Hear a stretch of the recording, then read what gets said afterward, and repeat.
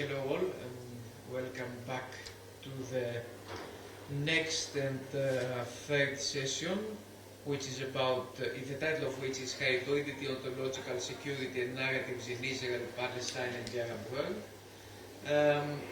I think we have, as I see, with us Dionysius Kliris, and we know that Maria Theodorou and Zakia Akra will not be able to be with us. They both sent an email yesterday notifying that they had some unexpected problems. Do we have also Dr. Hassani with us? Dr. Hassani, can you...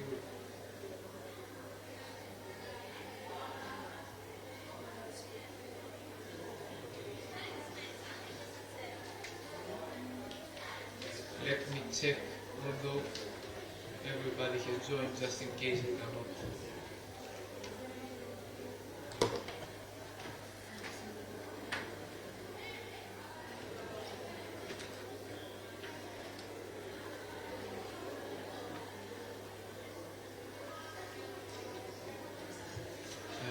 I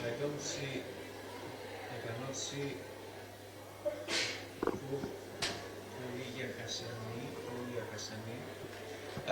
Dr. Hassani, are you with us? Okay, maybe she will be with us shortly. So I suggest that we begin. Dionysius, it is highly likely that you will have 1 hour to make your presentation. So try to keep us going for 1 hour. I know you have a lot to say. You can issue your own. As a matter of fact, my text was a text of 5,000 words. So you can issue your manifesto about the Palestinian issue. Everybody is eager to listen to you very carefully. So the floor is yours, and we will see how much time you have.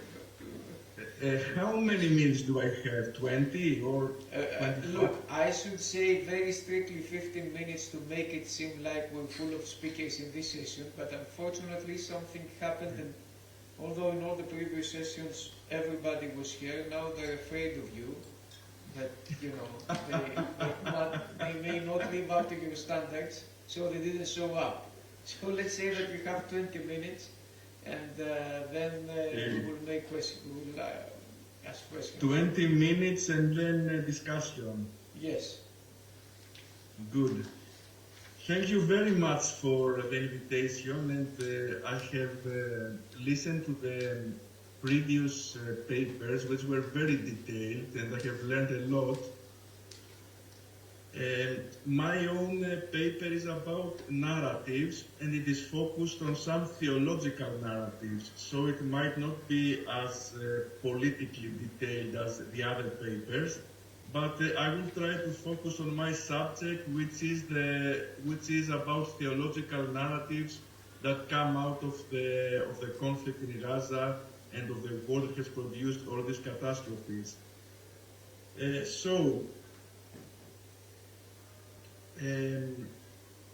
What is interesting is that after the conflict in Palestine and all these of thousands, decades of thousands of dead slaughtered people, including children, etc., there has been a renewed interest in the theology of liberation. When we speak about theology of liberation in a theological context, we mean the view that sin is not only something individual or personal, as traditional Christian theology has it, but sin can also be something that is institutional and structural. So the goal of a religious person is to combat not only his or her personal sin, but also the structural and institutional sin. This theology of liberation, as we might know, has flourished in Latin America in the post-war years. One of its main proponents, namely Gustavo Gutierrez, has passed away recently. So there was again a renewed interest with many articles coming out of this recent passing away of Gustavo Gutierrez. So in Palestine, we have a new organization which is named Keros Palestine, and this organization comprehends many churches like the Orthodox, the Roman Catholic, the Anglican, the Lutheran, the Evangelical, and others. And it was instituted in 2009, and it is named Keros because the name Keros comes from St. Paul's, the Apostle Paul's distinction between time and Keros.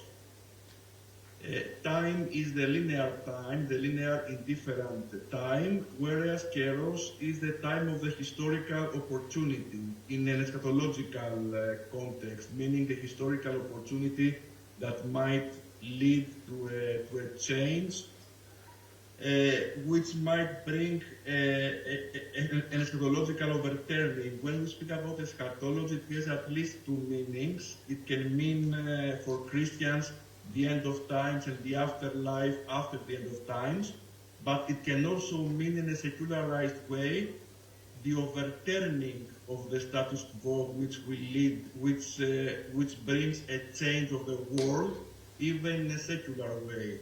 So eschatology has both, let's say, a Christian or Judeo-Christian theological sense, but it also has a secularized sense, meaning the end of a world, the end of a system. And Keros has to do with the historical opportunity to bring about an end of a system. And so this theology of liberation is in dialogue, and especially the Keros organization, with the homonymous movement in South Africa, which was against the apartheid. So it links the experience of the apartheid in South Africa with the experience of apartheid in Palestine. And it is conceived as a union of grassroots movements. And it is also, what is very crucial, of course, is the fact that during this war in Gaza, we had also bombing in places where people have sought for asylum, including hospitals and churches like the Greek Orthodox Church of St. Porphyrios of Gaza, already on the 19th of October 2023, where the asylum is a place of, is an interreligious place. When there is asylum to all people like Christians and Muslims. So it is a sort of ecumenism in practice, and the fact that there was a bombing of places that acted as an asylum means that there was an effort to eradicate places of such a meeting where we have people who come together because they are in a very precarious situation. We could also speak about the subject of Homo sacer, as George Agamben would have it, in which the identity of the citizen is denied, or rather the making of the identity of the citizens creates a dichotomy between those who are citizens in modernity and those who are not. And the fact that there is a huge bombing of places that act as an asylum means that we have new homines sacri, which are in which we deny, the West denies the attribute of the citizen. In this way, a theology of liberation would start from those people exactly from which this identity of the citizen or even of the human being is denied in order to have a new, let's say, a new subject of revolution, or rather of overthrowing of the system, which would begin from below. This is an alternative notion of a people, which is not the exceptionalist notion of the Periousios Laos, of the people of God, but it is, which is exceptionalist, it is a universalist notion, because when someone seeks asylum, he can belong to any denomination, to any religion, and to any gender or any natural attribute. But this is, let's say, a sort of universalist notion of people, which is not it's not only simply general, it is universalist in a sense of those who face precarity and who face possible extinction. So this is a universalist subject from below, which has a potential of overthrowing the current system. And as such, it is arguably a universalist eschatological subject. What are the opponents of this theology of liberation? The first opponent is, of course, the neo-colonialist theology, which is preponderant in Western theology. And this neo-colonialist theology is based on, it is already there in the 19th century as a colonialist theology, and it valorizes the West as bringing values which are universal, which are supposedly universal in the entire planet. So the West has, let's say, a duty, a so-called duty to expand itself, expanding thus its values. The second opponent, of course, there is Zionism, the Zionist exceptionalism, but there is also a third opponent, which is much more insidious, and it is very relevant after Donald Trump's election, but it was also relevant before with the previous government. This third opponent is the Christian Zionism.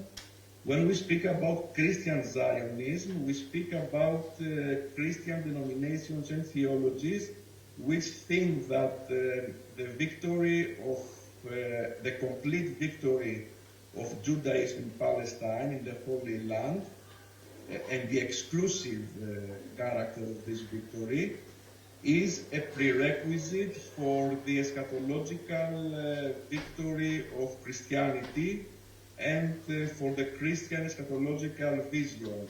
So this is an eschatology from above. It's an eschatology from colonialism, combining colonialism and Zionism, but also combining it also with Christianism and with some denominations like especially the evangelists and other Protestants. But we should not limit ourselves to these two denominations. This is more like it is more like a mindset which might exist in all Christian denominations, including even Orthodoxy. And this Christian Zionism, which is very it is very preponderant in the United States, sees the it takes for granted the Judaistic exceptionalism, and it integrates it in a Christian vision where the exclusivity of Judaistic exceptionalism is a prerequisite for the realization also of the Christian vision. One has to admit, of course, that this Christian theology goes against another wrong Christian theology, which is a theology of anti-Semitism, of course. And Christians are indeed, Christian denominations are indeed have indulged, have engaged in anti-Semitism, and there is the so-called heresy. There is the heresy of the called supersessionism. Supersessionism is a Christian heresy, which means that some previous eras of Christianity, like the Jewish Bible, have vanished and they are no longer relevant. So Christianity can proceed ignoring or even going against its Judaistic past. This is considered as a heresy because, firstly, it is an anti-Semitic theology. It is linked to anti-Semitism, but also from a theological point of view, it neglects what is fertile and good in the Bible, in the Old Testament. So the effort of the liberation theology.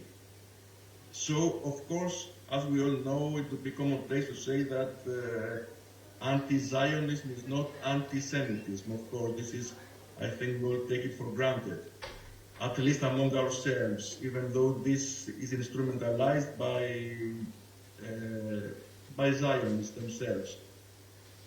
What I'd like to point out is that Palestinian liberation theology has developed this topic, namely, it has developed an interpretation of the Old Testament which does not lead to Judaistic exceptionalism. And this is a very fertile endeavor, so it has engaged in a sort of creative hermeneutics.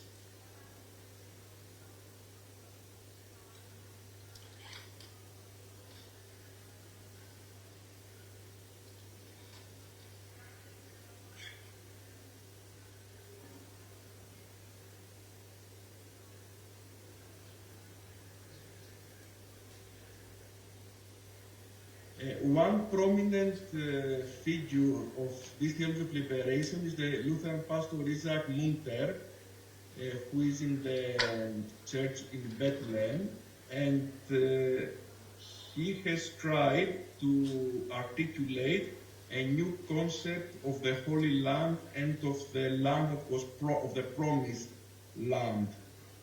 In doing this, he has tried to reinterpret even the prophets of the Old Testament in a way that highlights the exodus, the coming out of the people from slavery, in a way that is not exclusivist.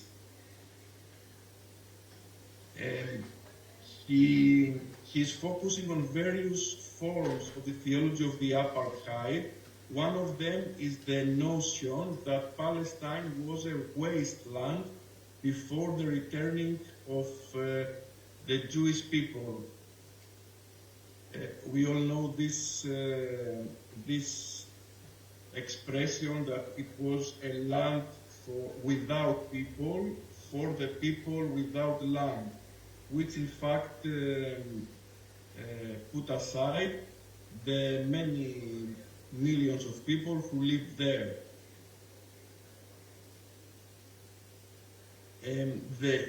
The Zionist propaganda has developed a series of derogative terms to fight against this particular theology, but also other political views. For example, there is the expression Chrislam, namely the fusion of Christianity and Islam in an Islam, let's say Islam-loving Christian theology, or they are also called Ismailites.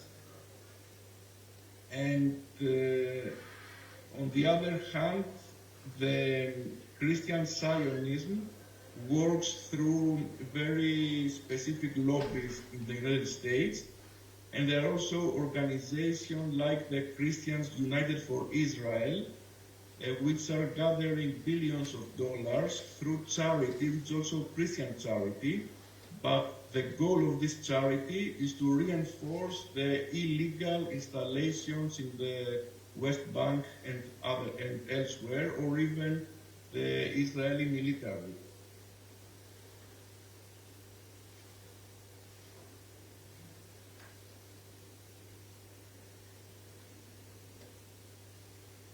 In speaking about a sort of new interpretation of the Promised Land, Isaac Munter focuses on the fact that this notion of the Promised Land does not take place as a necessity, but the context is a free dialogue between God and man, which also includes the responsibility of man for every historical contingency.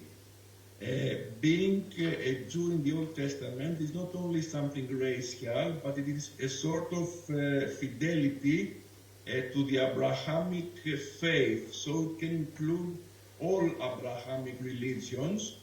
And the main prophets like Isaiah and Ezekiel have focused the non-racial and the non-biological character of this tradition. Furthermore, in the Christian New Testament, we have the ideal of the love for the one who is a stranger, which comes as a fulfillment of the prophecies of Isaiah and other prophets. And this is also a new interpretation of being a descendant of Abraham. The notion of radical love to strangers is something that we can find both in Christian and other Abrahamic religions like Judaism and Islam and Christianity, overcoming racist biology. In all this sense, also there is a greater interpretation of the Deuteronomium of the Old Testament about Amalek, which is usually brought as a base for genocide, as a pretext for genocide, but it is also interpreted in ways that exclude the possibility of genocide and the Zionist interpretation. This theology of liberation focuses on the condition of the exile, on the experience of the exile that was experienced by the Jewish people in the Genesis, but also on the experience of repentance, for example, the repentance of Jacob in Genesis 19:6. In this sense, it searches at the same time for a critique to Christian anti-Semitism, which led to the Holocaust, but also to Christian Zionism, which is a symptom of neo-colonialist politics of states that are in the majority Christians. Both consist in a false interpretation of the Bible, anti-Semitism meaning that Christians have substituted Judaism in a sense that they are in a hostile relation with it, whereas Christian Zionism, on the contrary, affirms and celebrates a biological and nationalist exclusivism, which claims the exclusivity in a land, including everything that comes as a concomitant, like genocide and ethnic cleansing. And this also happens in the name of Christian civilization and even of the Christian anticipation for the second coming of the Messiah. All this is, of course, the opposite of the spirit of the Bible and of the spirit of Easter as the the inclusive feast that comprehends all races and all nations in a unified humanity. Of course, I have to note that the ideal of this theology would be a living of all people together, Jews, Arabs, Muslims, and Christians of various nations and denominations. I don't know if this can be the case right now, or if this is a utopia. But what is important is that we have a new thinking about the event that happened today in our era, in order to revive the theology of liberation that was the case in South America, but also in Korea. And this new version of liberation theology has extended the Latin American experience through a response to the notion of apartheid, through a response to Christian Zionism, which is a great problem, and through a response to what preceded Christian Zionism as a presupposition, meaning various forms of colonialist theology, various forms of Protestant theology, which insisted in the exclusivity of some elect people or elect civilizations. Dionysius, if you can sum up. Yes, I have, yes, and just the last phrase is that it would be interesting to see that on the one hand we have some religious elements in the vision that there are elect people or elect civilizations, and these are mainly in Protestantism and in forms of Protestant Christian Zionism. On the other hand, we have visions of universalism, and a new universalism through martyrdom and through the experience of precarity, of historical precarity of the homines sacri. And we find this mainly in religious denominations which emphasize in martyrdom and which emphasize in the universalism of martyrdom, namely the fact that the people become universal not through biology or race, but through the common experience of historical martyrdom. Thank you so much for your patience. We thank you, Dionysius. Any questions? Okay, let me start. I find really interesting this whole theological and, which is, as I see it, deeply political and philosophical debate, because it explains a lot, not only from the perspective of the basis of several events, meaning not only from the perspective of economic relations, but also, and someone could say, although this is also part of the superstructure of state calculations, but also in ideological terms and cultural terms. I have the question, we see the divisions, I don't know if you have studied this, if not it's okay, within Judaism, in terms of the Zionist part of Judaism and the anti-Zionist part of Judaism. And very often we see in Israeli government rhetoric a very strong messianic sense. I remember that when shortly after the events of the 7th of October, Netanyahu made the reference, quoted the Old Testament about Amalek and this whole incident. So my question, which in fact it's more than one, is, first of all, do we have a liberation theology which is not Zionist, which is more ecumenical in Judaism as well? Is there actually a strong anti-Zionist part in Judaism which is articulated in theological terms as well?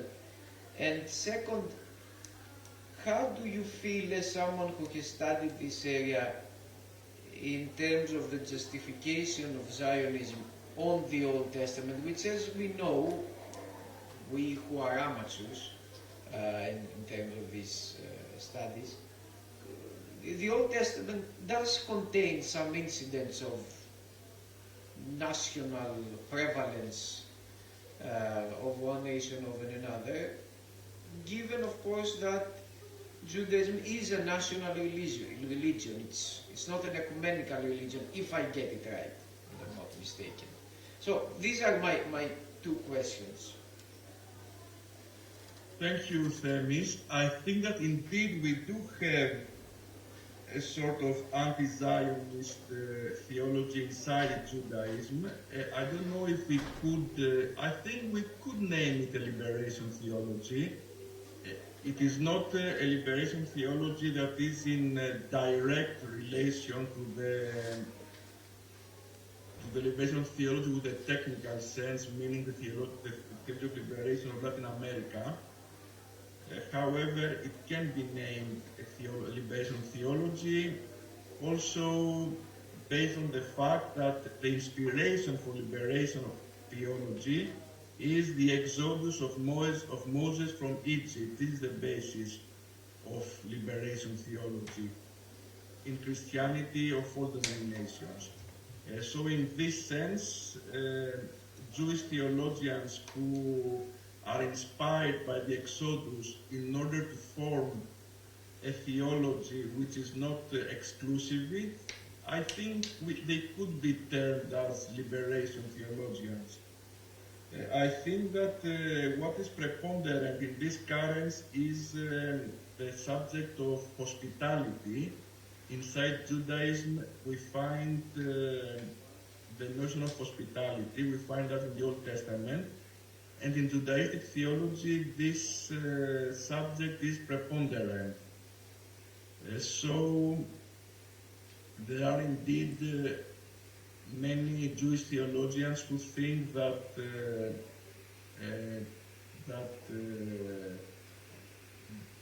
diaspora is a kind, a state, a condition that is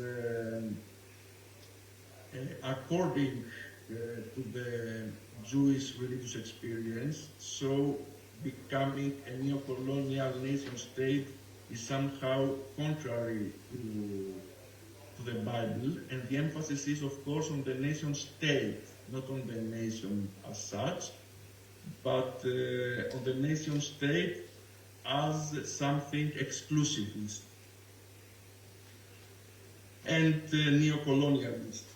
So inside Judaism we have these responses, and I think that they are linked to the subject of hospitality, which is a particular Judaistic concept. The fact that the Jew is someone who offers hospitality without prerequisites, without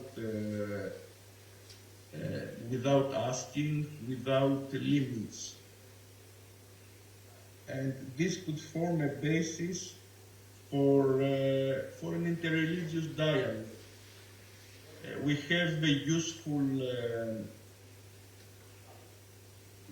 useful concepts in each religion. The hospitality in Judaism, the notion of love in Christianity, the notion of the Ummah in Islam, or the notion of martyrdom in Islam. And also in Judaism we also have the notion of justice, and the justice as something different from positive law. So if we combine this subject of justice and hospitality, I think we can arrive in a sort of Jewish theology of liberation. And there are very interesting works and books in this direction. One can also refer to the book that I think Vasilis has sent us. The book is Toward a Jewish Theology of Liberation by Mark Ellis, with a foreword by Desmond Tutu and Gustavo Gutierrez. I think in this book you can find many answers. And Dionysi, sorry, yes? Sorry, I don't want to interrupt you. Just we have another question, but before the next question for you, I want to ask again. We had a new entry in the Zoom connection. Is it possible that Dr. Hassani is with us? Mm-hmm. No. It seems that we have only one from before. So, can you see the question in chat? From Konstantina Economou. Yes.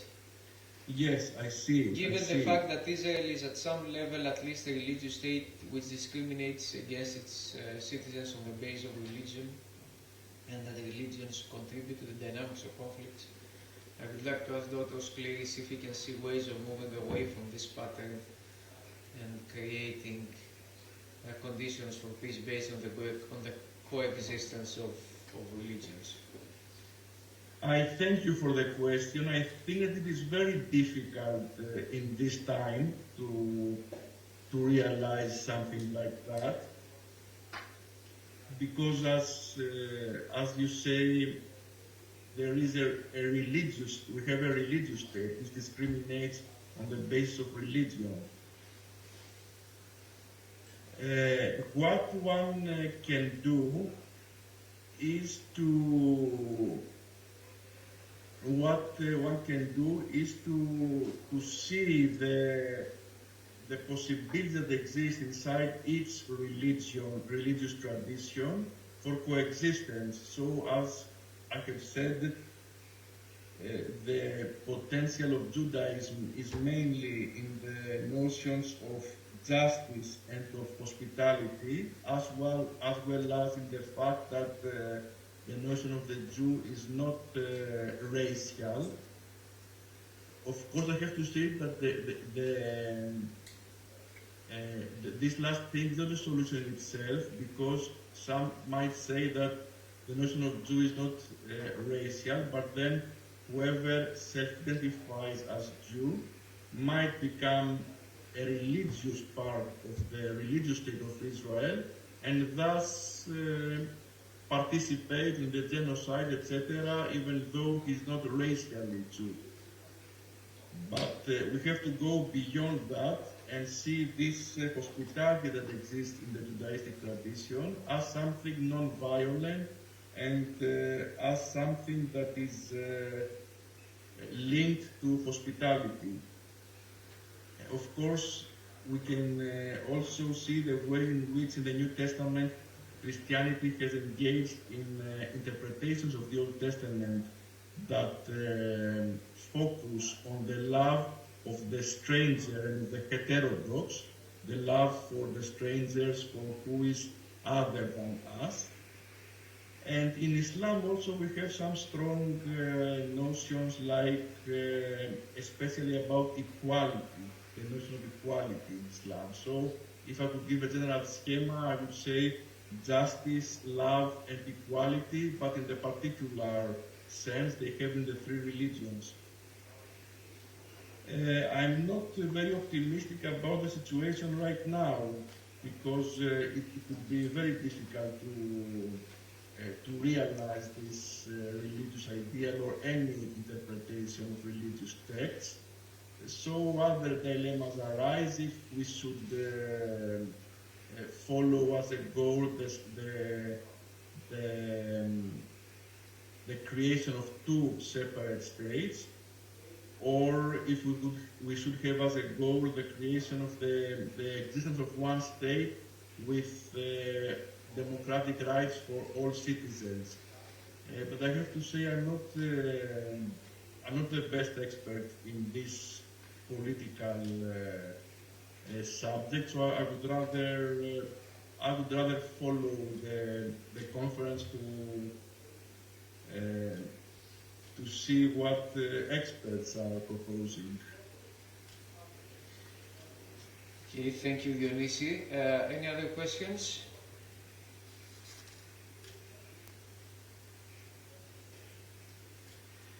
Okay, let me then just ask again if Dr.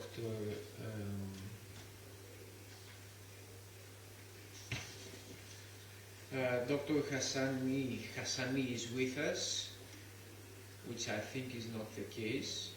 Look, Dionysi, you've been fantastic with us. All the other speakers managed to capture the audience for 20 minutes. You doubled the record within 45 minutes. You could carry on for I am more. sorry if it took too long. No, it didn't take too long. It took as much as it needed. So, thank you very much. Given that we had this late-minute cancellations, we'll have to conclude with this session. In any case, the next one begins in 15 minutes exactly, which is, yes, it's 5 o'clock, yes. And it needs to begin at 5 o'clock because at 7 we need to give the room for another event that has been organized. I don't know if any of I do not see any of the next speakers yet. So we will have a short break and at about 5 something we will be back here. Dionysi, thank you very much. Ευχαριστούμε πολύ.